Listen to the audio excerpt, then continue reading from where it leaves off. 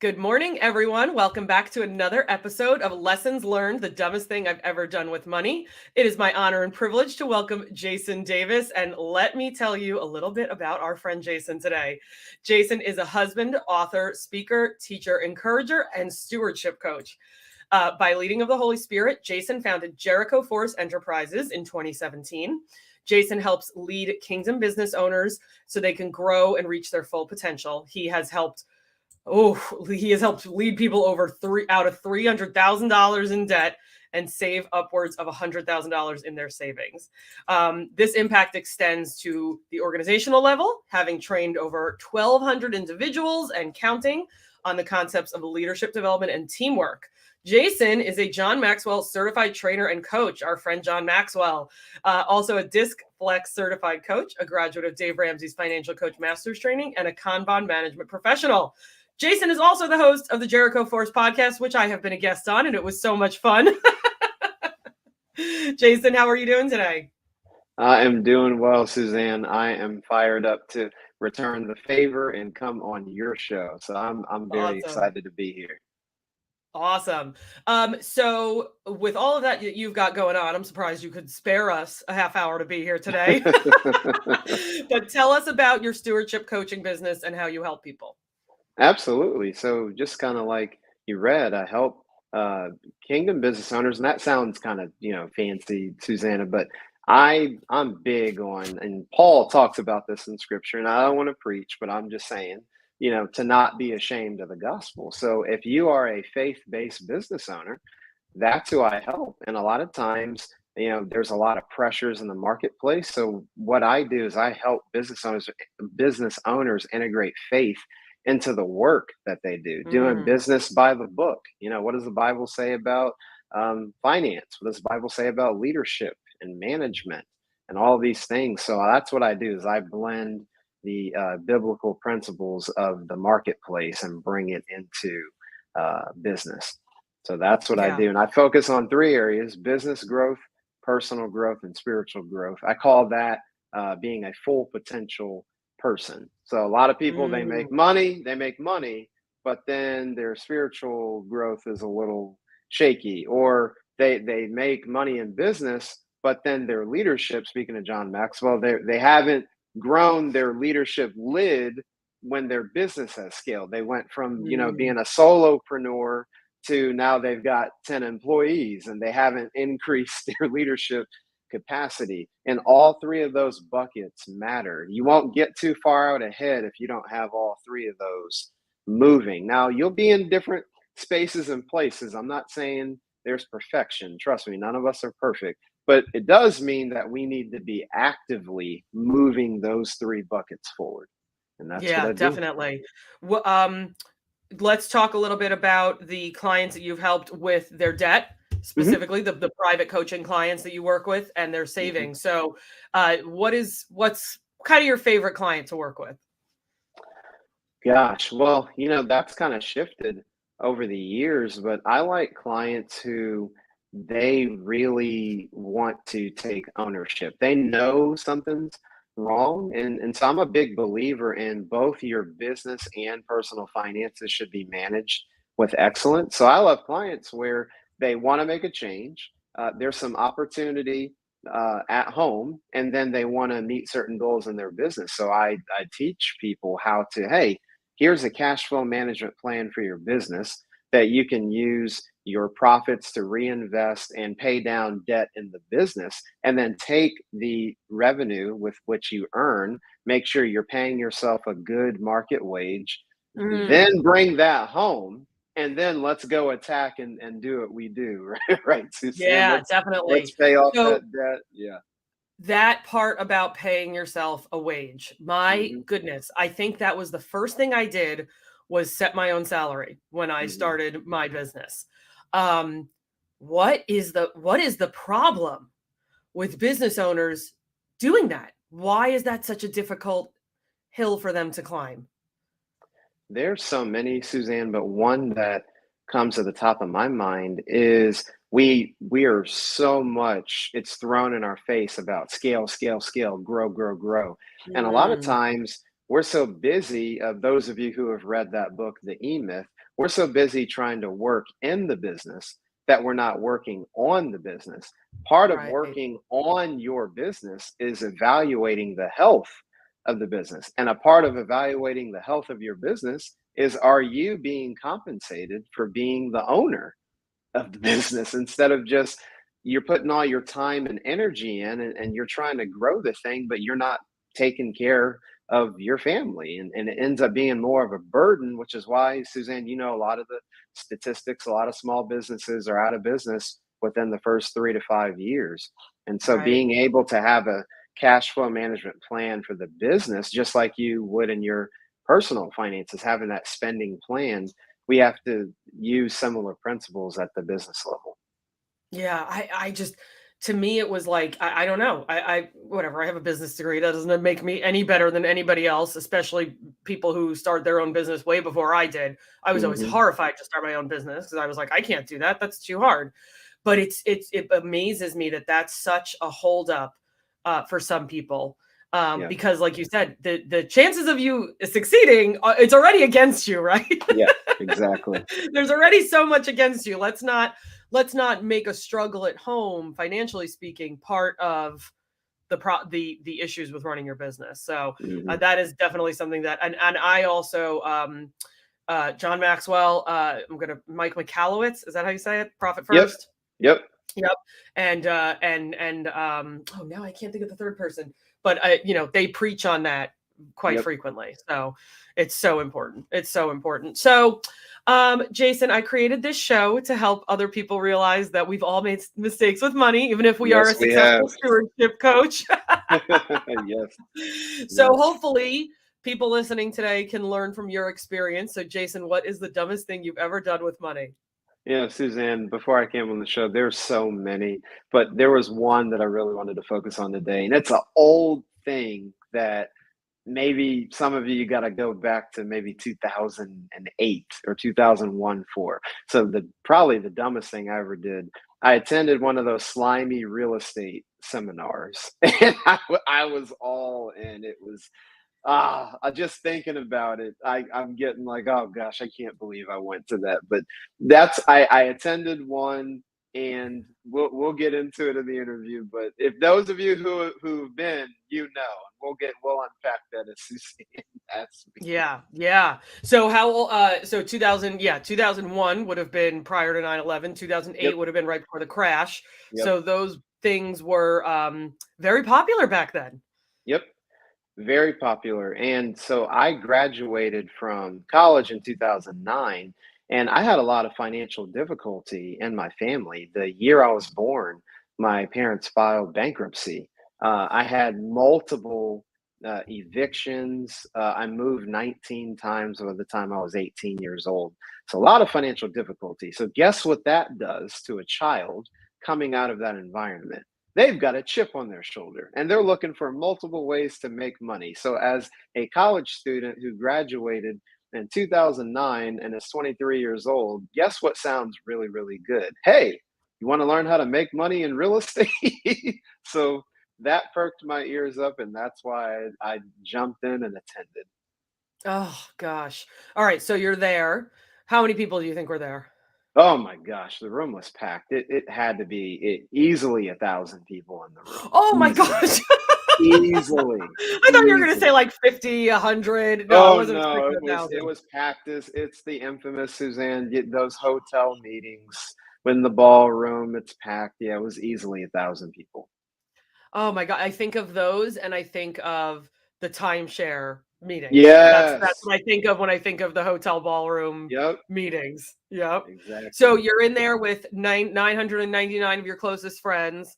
Hmm. And are they selling you on like flipping houses? Like what was going to make you the money that back then? Sure. So they actually, it's funny now that I think about it. They actually had multi-tiered programs. So they said if you were more interested in learning about flipping, that was kind of a track. I was more interested, and still am, but obviously doing it the right way, in real estate and investing. So actually more of the buy and acquire property and hold it, and get the Okay. monthly cash flow. That's the Right. part I was interested in. So that was the track that I chose. And so I was sitting there, eyes wide open, ready to listen. Oh my gosh. All right. So we go through the meeting. Did we sign Mhm. up? I did sign up. So thankfully, I will get kind of to the redemption part. I did sign up, and I think it was something like 500, $700. I put That it was on a a lot credit. of money for a 23-year-old. A lot of money for a 23-year-old. And guess what I did? Of course, I put it on a credit card. Oh, So, so we're I actually combining. I actually did not read your whole show notes page, so I did not know that part. Yeah. And actually, I'm remembering things as I go that I may not have even put in the notes. I had forgotten about that. I paid for it with a credit card. So it was a double whammy. A, I shouldn't have been there. B, paid for a credit card to get in their coaching program. So that I did sign up. They get your emotions are getting high. Everybody's getting all hype. And here's so and so, and they just made 500,000 in 6 months. Here's another lady that made her first million in 2 years. So you're hearing all that and the pressure. And if you want to make changes in your life, you've got to take a step. And I want to take a step. And I'm 23. And so, yep, that was me. So, man, but you know what? I think all of us watching, listening would have been taken with that if there were Mhm. 1,000 people in the room. The Oh, yeah. psychology of having that many people around you, all and everyone's energy being raised and built up at the Mhm. same time, it would have been impossible for almost anybody to say no to that. Exactly. Because there came a Yeah. point in the meeting, Suzanne, like people, you're looking to the person next to you, are you gonna go? You know? So the peer pressure and the group think was very high. Yeah. Oh, that's so interesting. I cannot get over that there was 1,000 people there. I'm like trying Yes. to I've been to church services where there's been 1,000 people. I don't know if I've been to a meeting like this where there's been 1,000 people. Oh That's yeah. crazy. Okay, so we signed up somewhere between 5 and 700. It's Yep. on the credit card. Yep. And did we go through with it? Did it work? Are you a real estate millionaire now? No, definitely not. So what happened? I signed up, and they assign you one of these coaches. But here's where things start to go wrong. So I'm having a little bit of anxiety because I'm 23. I just paid a lot of money for this. I didn't tell my parents or anything, and I'm like, okay, this is like big boy decisions. So I start getting into their coaching, their one on ones, and I started to notice within the first two sessions that there was only certain information that they would share because you have to buy another level of the program, which was $10,000. So I'm thinking to myself, like, I'm halfway between ambition and, well, wait a minute. I just paid like 500, $700, 10,000. And so I'm in my brain, I'm like, well, maybe these people know more what I'm talking about than I do. But at the same time, something just feels off. Like that's a big gap from Yeah. under 1,000 to paying $10,000. And then Suzanne, the advice, they were like, "Oh, don't worry about that. You don't have the money." Here's where we swing tree to tree. They said, "Oh, just use a credit card, get somebody to co-sign with you on a loan, go to the bank and get a personal loan. You'll have 10,000, no problem." So that's how they were advising me and others. And so I stayed on a few more calls because in that level of the program, I think you had about 5 calls. And at the end of the fifth call, Suzanne, you had to make the decision, right? Oh my Eh, God. So you had to pay $500 to $700 just to be marketed to yep. in a smaller group 5 more times. Yes. Exactly. Wow. Yep. Unbelievable. And let me just say, the after 2008, you couldn't get $1,000 personal loan. Those banks were so scared to loan anybody money. So I would have loved to have seen the bank loaning Yeah. $10,000 on a personal loan from Bank of America in 2009, 2010. Those banks were so scared. They weren't Hmm. doing anything like that. So the majority of these people probably put it on a credit card because there would have been no Yeah. way to get a $10,000 personal loan back then. Yeah. And Oh, just being young, snot nosed, chip on the shoulder, don't want to repeat the mistakes of my family. it was a learning experience for sure. Yeah. So when did you eventually share it with your parents in that time frame? And after that fifth call, what was it that really made you step away? Just the size of the investment, not feeling right about it? It was a combination of things. One, the coach, to your point you mentioned earlier, it's like, wow, well, this didn't really feel like now I should mention this too. I grew up an athlete. I played 3 sports. So I know professional coaching is a little bit different from athletic coaching, but there are a couple elements. I don't want to disrespect the discipline. Jason, professional coaching is not like athletic. I get it. So stay with me for a second. I understand the value of discipline.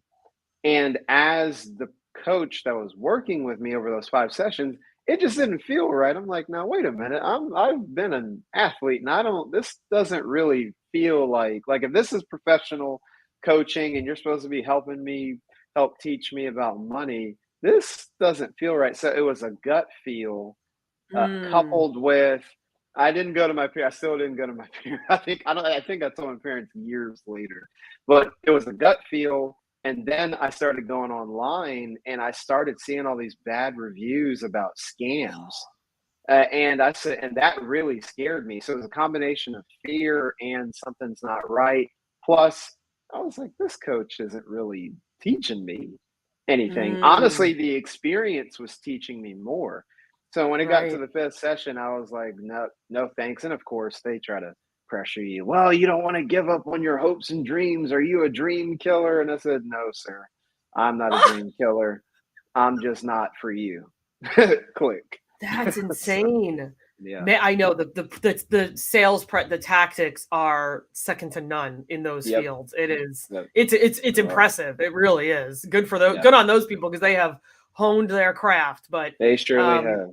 Yeah, I'm sure. Do you remember if anybody on those last few calls had committed to the 10,000? I'm almost positive they did. And I think I even read some of those programs get as high as 20, 25, 30,000 before people figure out what's going on. So, and you can't really, because the devil's advocate that people always bring up is like the one person that it works for, the one out of 100, and they stake their claim on that. But it's like, look at the statistics, like 1 out of 100, that's terrible. It's got to be more than that too, right? Yeah. Oh my gosh. All right, so let's go back to 23-year-old Jason, and you see this advertisement, or you get this phone call, or your buddy tells you to, hey, you want to come to this real estate thing with me? Yeah. You could go back. What would you do? What would you do differently?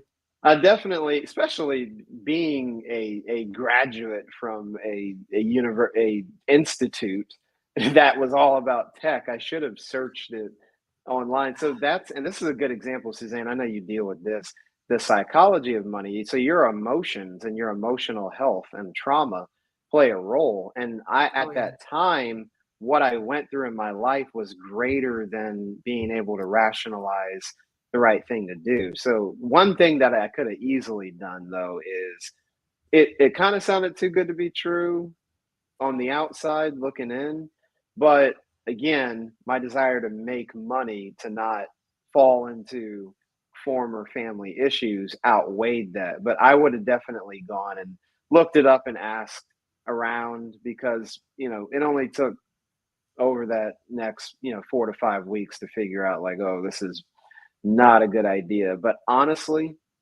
Suzanne, I am thankful because I now know that and I can pass that on to someone else. And that's not knocking real estate, but guys, there are so many charlatans.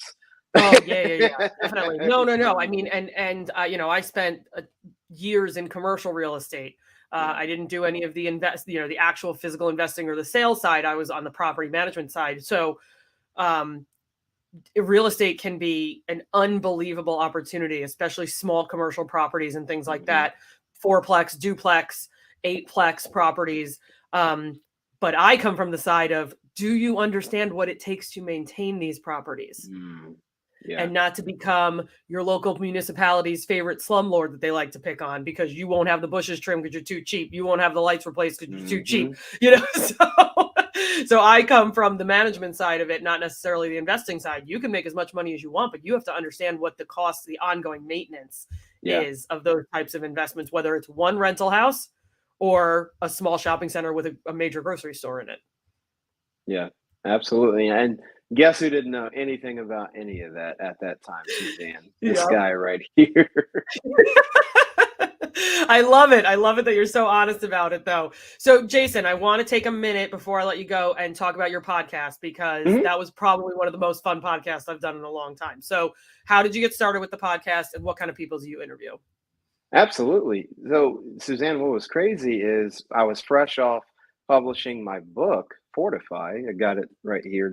Just came out last year, Fortify, being rooted in God's plan for work and business. So I was so focused on the launch that podcasting was in the back of my mind. And actually, through one of my speaking engagements, I had a Christian media company reach out to me and say, "Hey, Jason, we heard you speak. Would you be interested in podcasting? We do production for that." And at the time, I was like, well, yeah, maybe I'll start a podcast in like a year or two. But they said, no, you have a lot of wisdom and I feel like you could share. So I prayed about it. My wife and I talked about it. My wife was like, heck yeah, you should start a podcast. So I partnered with them, and the Jericho Force Podcast was born. And going back to my target of helping kingdom business owners, faith-based business owners, Christian business owners, I wanted to have a concept that was real, that people could identify with. Because one of the questions, Suzanne, is, well, I work in this industry, and how can I live out my faith with regulations, with being politically correct? So I bring on, one of the things I always ask myself is, if I'm in this industry, how does this person live out their faith? So I interviewed various business owners in various different disciplines. We're talking authors, speakers, coaches, CEOs, actors and actresses, leaders of nonprofits.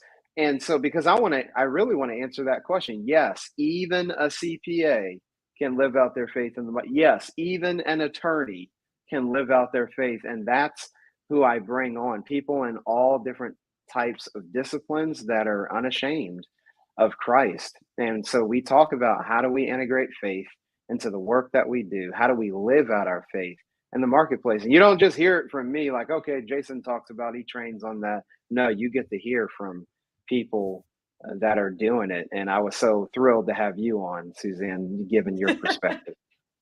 Yeah, we had a great time. I'll put a link in the notes below to that episode, and then also a link in the show notes already is a link to the Jericho Force Podcast. I would highly recommend it. Jason and I had a great time. Our friend Beverly has some wisdom. The advantage these days is being able to do research online, like about your real estate company. Back in 1980, Bev, you weren't around in 1980. We got suckered in by Robert Allen Nothing Down. Woo! I'm going to have to look that up. Yeah. I'm going to have to look that up. That's awesome. Thanks for that, Bev. But that's a great point, right? If something, and Jason, I think you nailed it, though. If you want to call it your gut, you want to call it your intuition, you want to call it the Holy Spirit, I don't care what you want to call it. If something doesn't feel right, let's dig in a little bit more before we commit to it, right? Exactly. Yeah. And now we have Bev. I'm not going to show that. Oh, yes, I am. Beverly was 22 in 1980. Listen, I'm not laughing at you, Beverly. I'm just partnering with you in humor. But it's true, right? So that stuff's been going on a lot longer than 2001, 2008, like you were talking about. Indeed. So. There's nothing, I think King Solomon said it best. There's nothing new under the sun. Yes. Oh my gosh. I know. I tell my coaches that you're not reinventing the wheel. Just stop. Yeah. That's right, Bev. The scam just changes names. Amen. Mm-hmm. Jason, thank you so much for your vulnerability and honesty. And I know that this will help somebody out there prevent making that same mistake. And hopefully it's not even $500 that they made a mistake with. And certainly I hope it's not 10,000, but your honesty and your wisdom today will definitely help somebody. I appreciate it. I've made mistakes bigger than that, Suzanne, but this was an impactful one that kind of readjusted my path. But let's put it that way. you know what? And I think if we could go back and say, hey, let's make a $500 mistake instead of a $10,000 mistake, I think we'd all take the $500 mistake, right? Yeah. Definitely. Absolutely. Awesome. Well, everybody, thank you again to Jason Davis. And please, I saw a bunch of people jump in late, please make sure you jump onto the YouTube page and watch the entire episode, and join us next week for another episode of Lessons Learned, the dumbest thing I've ever done with money. Thanks again, Jason. Thank you, Suzanne. Thoroughly enjoyed it.